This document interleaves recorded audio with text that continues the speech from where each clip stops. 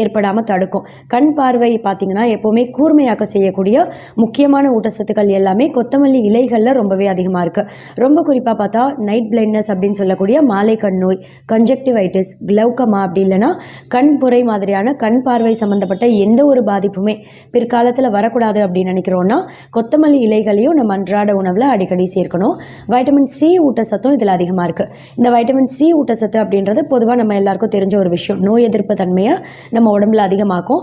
Vitamin C குறைபாடு ஏற்படாமல் தடுக்கும். வைட்டமின் சி ஊட்டச்சத்து குறைபாடு நம்ம உடம்புல வந்துருச்சு அப்படின்னும் போது ஈறுகளில் ரத்த கசிவு ஏற்படலாம், ஈறுகளில் வீக்கம் ஏற்படலாம். இதெல்லாம் பார்த்தீங்கன்னா வைட்டமின் சி ஊட்டச்சத்து குறைபாடு வரும்போது ஏற்படக்கூடிய அறிகுறிகள்.